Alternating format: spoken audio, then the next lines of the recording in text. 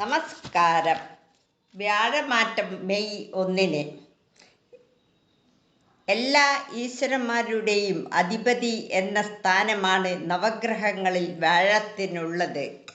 ജാതകത്തിലായാലും ചാരവശാലും പ്രശ്നവശാലും വ്യാഴം അനുകൂല സ്ഥിതിയാണെങ്കിൽ എല്ലാവിധ ദോഷങ്ങൾക്കും ശാന്തി ലഭിക്കുമെന്നാണ് ജ്യോതിഷ പ്രമാണം. ലക്ഷം ദോഷം വ്യാഴം തീർക്കുമെന്ന് തന്നെ ചൊല്ലുണ്ട്.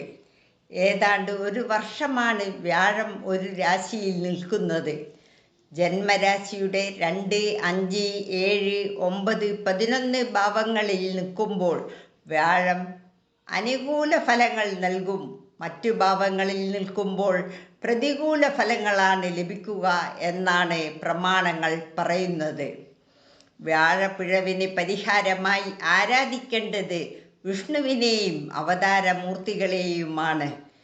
ഏകാദശി തിഥിയാണ് വിഷ്ണു ഭഗവാന് പ്രധാനം. വിഷ്ണു സഹസ്രനാമ സ്തോത്രം, ഭാഗവതം, ഭഗവത്ഗീത തുടങ്ങിയവ വായിക്കുന്നത് വ്യാഴം അനിഷ്ടമാകുമ്പോഴുള്ള ദോഷങ്ങൾക്ക് പരിഹാരമാണ്. വൈഷ്ണവപ്രീതി വരുത്തുന്നതോടൊപ്പം ശിവൻ, ഗണപതി, ദേവി, ഹനുമാൻ എന്നീ ദേവന്മാർക്കും വഴിപാട് നടത്തുന്നത് ഉത്തമമാണ്. വ്യാഴത്തിൻ്റെ അനിഷ്ടസ്ഥിതി കൊണ്ട് കർമ്മമണ്ഡലത്തിൽ ഉണ്ടായേക്കാവുന്ന പ്രശ്നങ്ങൾക്കും ദാമ്പത്തിക പ്രശ്നങ്ങൾക്കും ശത്രുദോഷത്തിനും ധന്വന്തരി ക്ഷേത്രങ്ങളിൽ സന്ദർശിച്ച് പ്രാർത്ഥിക്കുന്നതും വഴിപാട് നടത്തുന്നതും ഉത്തമമാണ്.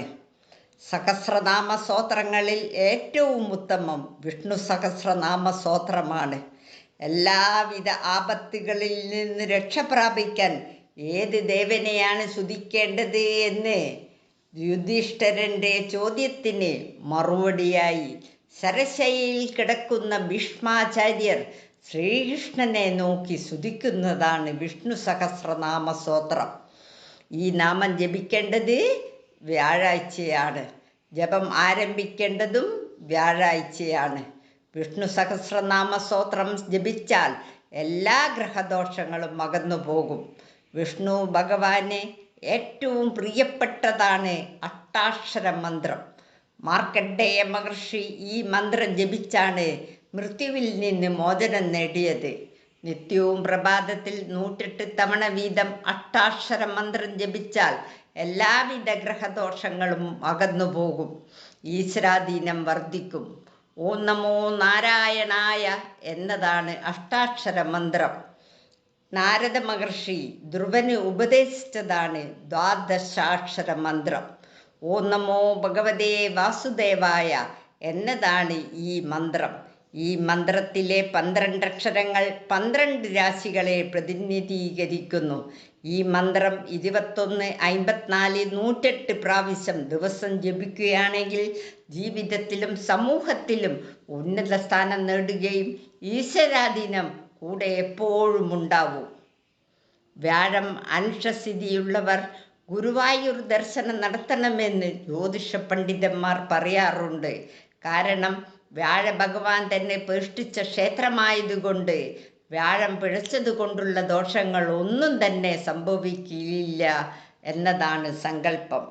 ഏറ്റവും ഗുണഫലം നൽകുന്ന ഗ്രഹമാണ് വ്യാഴം. വൈദികമായ ഫലങ്ങൾ നൽകുന്നത് കൊണ്ടാണ് വ്യാഴത്തെ ബൃഹസ്പതി എന്ന് പറയുന്നത്. അർജുനനോട് കൃഷ്ണൻ, അർജുന, നേരായ മാർഗത്തിലൂടെ പോകുക എന്നതായിരുന്നു ഉപദേശം. ജാതകത്തിലും ചാരവശാലും ഗുരുവിൻ്റെ ശക്തി ഇല്ലാതായാൽ ദുഷ്ടസംസർഗം ഉണ്ടാകും. അതിൽ അകപ്പെട്ടു പോകാനും സാധ്യതയുണ്ടാകും. വ്യാഴത്തിൻ്റെ സ്വരൂപം ബ്രാഹ്മണനാണ്. വ്യാഴത്തിൻ്റെ ദിക്ക് വടക്ക് കിഴക്ക്. അതിനെ ഈശാനാകോൺ എന്നാണ് പറയുക. വ്യാഴത്തിൻ്റെ വാഹനം ആനയാണ്. വ്യാഴം ദേവഗുരുവാണ്. മഞ്ഞ വസ്ത്രമാണ് ധരിക്കേണ്ടത്. വ്യാഴത്തിൻ്റെ പുഷ്പം വെളുത്ത മുല്ലയാണ്.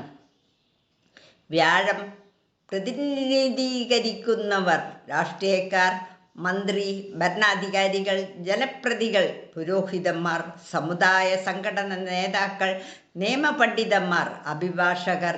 ഈ കൂട്ടർ വ്യാഴത്തിന് പിഴവ് വന്നിട്ടുണ്ടോ എന്ന് ജാതകം നോക്കുന്നത് നല്ലതായിരിക്കും.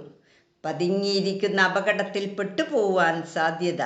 1 കൊല്ലം വരെ അതിനുള്ള പരിഹാരം ചെയ്തുകൊണ്ടിരിക്കണം. ഈ കൂട്ടർ എല്ലാ വ്യാഴാഴ്ച ദിവസവും മദ്യവും മാംസാഹാരവും ഒഴിവാക്കണം. മഞ്ഞ നിറത്തിലുള്ള വസ്ത്രം ഈ ദിവസം ധരിക്കുന്നത് ഉത്തമം. നവഗ്രഹ ക്ഷേത്രങ്ങളിൽ വ്യാഴാഴ്ച ദിവസം വ്യാഴത്തിന് പ്രത്യേക പൂജ നടത്തണം. 12 രാശികളുടെ അധിപന്മാരായ വിഷ്ണു ഭഗവാന് 12 മൂർത്തിഭാവങ്ങളുണ്ട്. ഈ മൂർത്തികളുടെ നാമാധേയങ്ങൾ ജപിക്കുന്നത് ഉത്തമമാണ്. ഇതിനെ ദ്വാദശ നാമാവലി എന്നാണ് പറയുക. ഈ നാമാവലി പ്രഭാതത്തിൽ 54 പ്രാവശ്യവും സന്ധ്യക്ക് 54 പ്രാവശ്യവും ജപിച്ചാൽ വ്യാഴം തുടങ്ങിയ സർവഗ്രഹങ്ങളുടെ അനിഷ്ടസ്ഥിതി കൊണ്ടുള്ള ദോഷങ്ങൾ ഇല്ലാതാകും. ഓം കേശവായ നമഃ. ഓം നാരായണായ നമഃ. ഓം മാധവായ നമഃ. ഓം ഗോവിന്ദായ നമഃ. ഓം വിഷ്ണുവേ നമഃ. ഓം മധുസൂദനായ നമഃ. ഓം ത്രിവിക്രമായ നമഃ. ഓം വാമനായ നമഃ. ഓം ശ്രീധരായ നമഃ. ഓം കൃഷികേശായ നമഃ. ഓം പത്മനാഭായ നമഃ. ഓം ദാമോദരായ നമഃ. അടുത്ത വീഡിയോയിൽ കാണാം. നന്ദി, നമസ്കാരം.